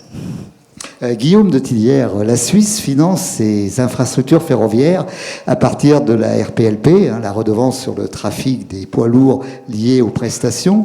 Ne devrait-on pas s'en inspirer ? Et dans le même ordre d'esprit, n'y aurait-il pas d'autres exemples à l'étranger tout aussi inspirants ? Alors, c'est ce qu'on discutait un petit peu avant. C'est vrai que donc là, on a le sujet de la conférence de financement qui est un élément important pour on va dire les partenaires.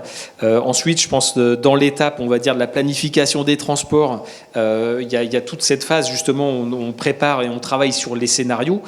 Mais c'est vrai qu'il y a une urgence quand même, qu'on voit un petit peu aussi le sujet des finances publiques, à aussi peut-être retravailler certains volets. Alors c'est vrai que certains pays, comme la Suisse, avaient établi il y a une vingtaine d'années, on va dire les taxes poids lourds, on va dire dont le principe était utiliser, on va dire, ou en tout cas taxer, on va dire, sur le système routier les externalités négatives, d'accord, pour refinancer une partie des grands projets. Alors donc dans ce cas-là, c'est ce qu'ils ont appliqué, c'est en gros ça finance quasi 15% des investissements ferroviaires, qui soient investissements nationaux ou aussi pour les projets de développement des RER, on va dire des métropoles en Suisse, donc notamment tous les gros projets de gares comme Léman 2030 là sur la gare de Lausanne, Zurich-Bâle, etc. Donc il y a quand même beaucoup de projets qui sont aussi financés comme ça et qui participent aussi, on va dire, à sécuriser les investissements moyen-long terme, on va dire, sur le financement. Donc c'est quasiment, ils ont, alors la Suisse c'est pas plus gros que Rhône-Alpes ou pas plus gros que l'Île-de-France, mais en gros c'est quasiment 500 millions par an qu'ils ont comme ça et qui viennent donc uniquement pour le transport. Donc ils ont quasiment 1,5 milliard, dont 500 millions directement sur le ferroviaire, et puis le reste qui est affecté aussi sur différents financements, on va dire, sur ces projets. Donc ça c'est un point important. On discutait aussi sur la valorisation foncière. Nous on travaille aussi beaucoup, on travaille bien sûr pour tous nos clients aussi français, mais on travaille aussi pas mal à l'international.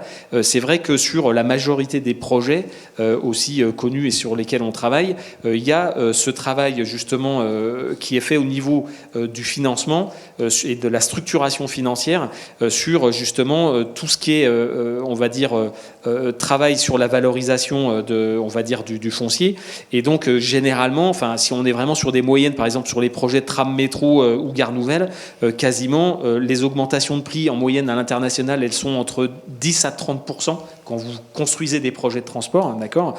Et sur les projets, on va dire quand même sur l'Angleterre, on est toujours 10 à 20% d'augmentation, mais sur les projets aussi en Asie, parfois ça va jusqu'à plus de 50%.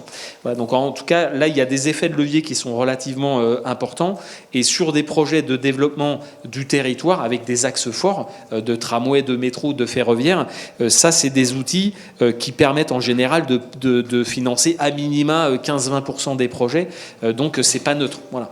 Et quand vous ajoutez des sujets, par exemple, donc, nos amis suisses avec la RPLP, où ils refinancent comme ça aussi 15%, on va dire, des financements des grands projets, vous voyez que sur ces deux axes, quasiment, vous pouvez aller à 15, 20, 30% des financements des projets lourds qui sont, on va dire, les projets qui sont, enfin, on va dire qu'on planifie en général sur les 20-30 ans avec des briques qu'on peut avoir sur des horizons plus court terme, mais qui sont quand même le gros des dépenses en général des gouvernements, des régions ou on va dire, des métropoles.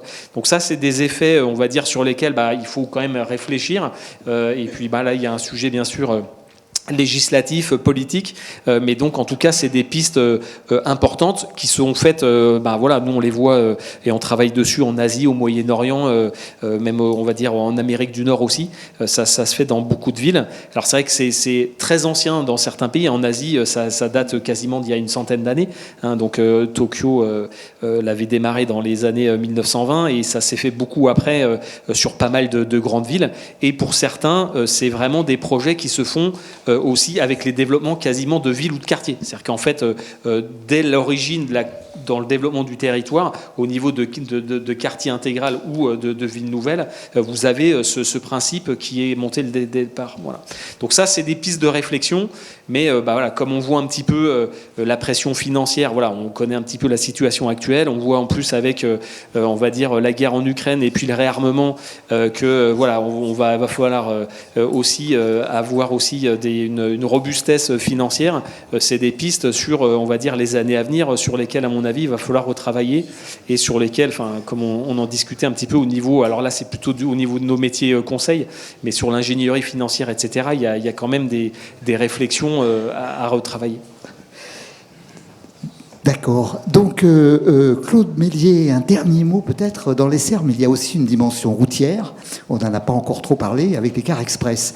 Mais pour vous, le car n'est pertinent que là où la voie ferrée n'existe pas. C'est le cas, par exemple, de Bordeaux-Créon, hein, qui est un succès avec 900 voyageurs par jour. Mais par contre, vous souhaiteriez rouvrir Bordeaux-Blaye. Vous pouvez nous en parler un petit peu, très rapidement, avant de nous quitter? Oui, rapidement, oui. Vous avez un train, je sais. Oui, j'ai un train, excusez-moi. Les cars express, on a mis en place un car express, le premier, Bordeaux-Créon. C'est dans l'entre-deux-mers, Créon, pour donner une idée. Et là, ça a été un succès parce qu'il n'y avait aucun moyen de transport dans le secteur. Et tout de suite, on a aujourd'hui 900 voyageurs jour. Et donc, c'est 50% domicile-travail, 50% occasionnel. Là, ça a été un succès. Par contre, le deuxième car qu'on a, enfin, express, c'est Blaye-Bordeaux. Or, dans ce secteur, il y a une ligne de chemin de fer qu'il faudrait réhabiliter, réouvrir. Il y a eu, je le dis, beaucoup de mouvements. Les élus, toutes tendances confondues, la population, ont demandé la réouverture de cette ligne de chemin de fer. Il y a eu un refus, région, État, bref. Alors, on a quand même réouvert cette ligne. Mais cette ligne n'a pas le succès qu'on attendait. Parce que les gens sont attachés au train, pour plusieurs raisons, je ne reviens pas de tout ce qu'on a dit. Et effectivement, on est à 600 voyageurs jour. Alors que je pense qu'il faut que, si on met en place des cars express, c'est là où on n'a aucun moyen de transport. Mais s'il y a une ligne de chemin de fer, là, il faut l'éviter parce que d'abord, il n'y aura pas l'adhésion de la population. Voilà ce que je souhaitais dire. Merci. Merci pour ce témoignage. Donc, surtout ne ratez pas votre train. Excusez-moi, je dois partir. Merci beaucoup.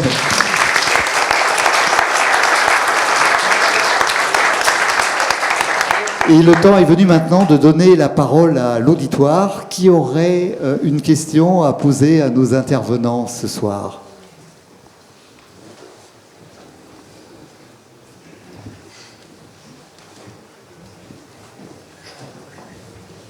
Oui, au milieu de la salle.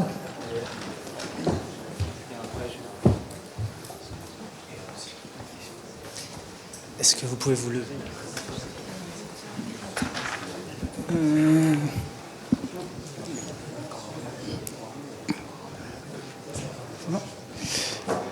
Vincent Clerc, je suis architecte et ma question porte sur... on a beaucoup parlé de la qualité de service, tout ça, mais il y a aussi la question de la population qui vit de manière accessible aux gares, qui est pour moi peut-être un problème en France, où les quartiers de gare sont pas vraiment aujourd'hui au niveau de ce qu'on pourrait attendre pour avoir un train qui soit le mode de mobilité métropolitain d'excellence. Et est-ce que cette question justement de l'aménagement autour des gares et surtout d'un aménagement, on va dire, un peu ambitieux, est vraiment aujourd'hui pris en compte par les collectivités et par tous les acteurs qui travaillent ces cernes. Alors, qui souhaiterait répondre ? Claire Réassa. Oui, non, mais je veux bien commencer. Pour la SGP. Juste pour dire que la loi prévoit bien une dimension aménagement urbain dans les SERM.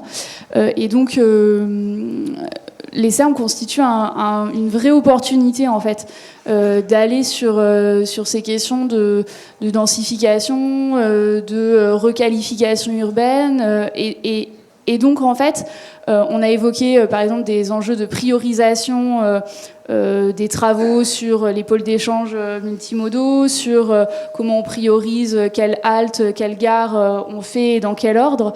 Et du coup, les SERM constituent, oui, une vraie opportunité en fait d'aller sur ça et de penser les quartiers de gare en même temps qu'on pense l'évolution de la mobilité.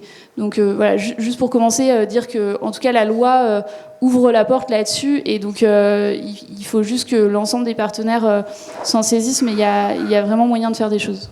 Je sais pas si quelqu'un souhaiterait ajouter. Moi, je voulais juste ajouter quelque chose là-dessus. En fait, aujourd'hui, il y a des agences d'urbanisme public qui accompagnent les territoires pour justement anticiper les dynamiques urbaines qui peuvent découler de l'accès à une nouvelle offre de transport.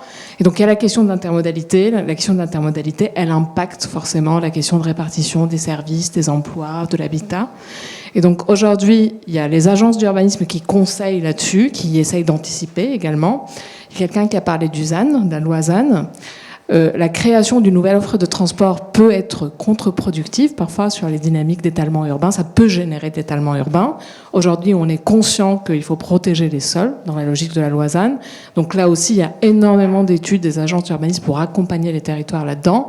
Et puis il y a la FNO, il y a la Fédération nationale des agences d'urbanisme, qui coordonne la vue planificatrice d'ensemble, donc qui fait parler les agences d'urbanisme entre elles sur les retours d'expérience. Donc c'est quelque chose qui est absolument présent dans toutes les réflexions aujourd'hui, du point de vue de l'aménagement urbain autour des gares et des haltes SERM.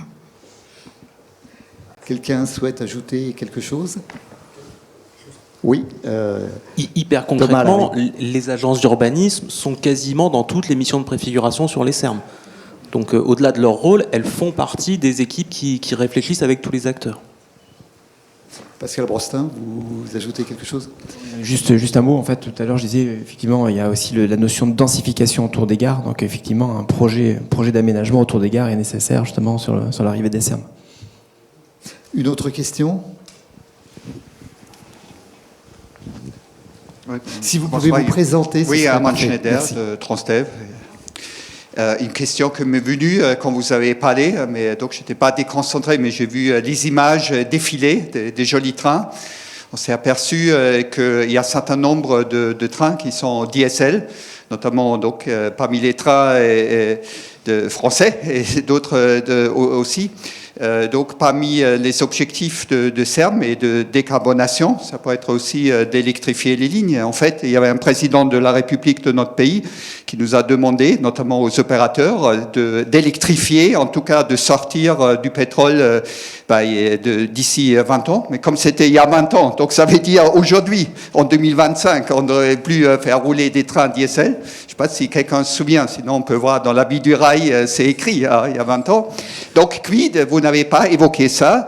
On s'aperçoit que dans plein de métropoles, je pense par exemple à Strasbourg, dans le cadre de Rennes, il y a tas de lignes qui ne sont pas électrifiées aujourd'hui, sauf erreur de ma part, c'est 1 million le kilomètre. Des ouvrages d'art, une gare souterraine, c'est plutôt 1 milliard que 1 million, mais c'est différent. Mais donc c'est relativement modeste. Donc est-ce que chez vous, dans les métropoles dans lesquelles vous travaillez, pour lesquelles vous travaillez, est-ce que c'est un sujet de vos mandants? Est-ce qu'ils vous demandent de travailler sur donc l'électrification des réseaux comme un préalable ou comme une composante importante des CERM également? Merci beaucoup. Qui souhaiterait répondre? Oui, alors je vais peut-être commencer.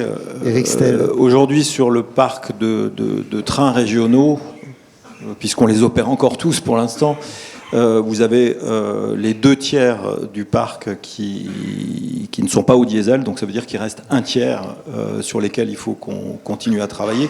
C'est 1/3, bien évidemment, circule sur les lignes qui ne sont pas encore électrifiées. Là aussi, il y a plusieurs pistes. Alors bien évidemment c'est électrifié, mais vous l'avez dit, ça coûte très cher. Et il y a aussi la piste de l'évolution du matériel roulant. Et là plusieurs régions sont engagées sur des expérimentations parce qu'on est encore sur un sujet qui est neuf dans le ferroviaire, avec des choses qui existent déjà, c'est du train à batterie. Des trains hybrides qui permettent de limiter l'impact du diesel. Dans les solutions immédiates, vous avez aussi les biocarburants qui consomment beaucoup moins que le diesel classique. Et puis d'autres expérimentations sur le train à l'hydrogène, qui est également une des pistes sur lesquelles un certain nombre de régions sont engagées. Donc ça c'est côté matériel, parce qu'effectivement on sait qu'on n'arrivera pas forcément à électrifier l'ensemble du parc. Donc c'est aussi par des innovations sur le matériel roulant qu'on va apporter des solutions concrètes sur cette décarbonation du ferroviaire. En Allemagne, il y a cette technologie là des Oberleitungsinseln. Est-ce que c'est quelque chose qui pourrait être utilisé chez nous? Oui, bien sûr. Les régions sont engagées dans également ces réflexions. Ouais. D'accord. Quelqu'un veut ajouter quelque chose? Guillaume de Tillières. Oui, juste sur le complément sur l'infrastructure. Donc, alors le coût, bon, il est à calculer au coup par coup, mais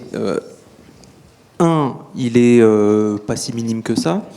2, quand on est dans l'ensemble d'un CERM, il y a des choix à faire, et donc très clairement, c'est quand même assez rarement le choix prioritaire. Il faut le dire très clairement. Collectivement, c'est pas la priorité des acteurs de chercher l'électrification complète des lignes. Les AO vont très clairement aller vers le sujet du matériel roulant que vient d'évoquer Éric. Ça n'empêche pas que sur les sujets d'infrastructure, on regarde aussi des expérimentations d'électrification frugale, par exemple, en électrifiant seulement des parties de lignes, ce qui permet de minimiser le coût. Mais aujourd'hui, ce n'est pas principalement les solutions retenues par les financeurs. Et juste pour compléter, en fait, en tout cas dans toutes les analyses, on va dire, sur les projets de CERM, donc qui sont faits avec tous les partenaires, acteurs et maîtrises d'ouvrage, en tout cas on évalue tous les scénarios au niveau technique, coût d'investissement, exploitation, on va dire potentiel de demande, et dans les scénarios il y a tous les sujets d'électrification, etc. Donc, et avec les bilans carbone, émissions de gaz à effet de serre. Donc ça c'est analysé. Après bien sûr, comme on le disait, on va dire les choix de financement, le niveau de financement, etc. Ça c'est justement les partenaires de chaque CERM qui voient le niveau d'ambition, ce qu'ils sont capables de financer ou pas. Donc là, ça se travaille CERM par CERM, et dans le détail. Bien, nous sommes maintenant arrivés au terme de cette conférence. Alors, avant que l'on ne se quitte, je voudrais remercier chaleureusement nos intervenants de ce soir. C'était absolument passionnant pour la qualité des échanges que nous avons eus. Je voudrais vous remercier également, chers amis du public, et vous aussi qui nous regardez toujours plus nombreux sur Internet. J'espère vous retrouver très prochainement pour une nouvelle conférence de VRT. D'ici là, le plus important, portez-vous bien et à bientôt.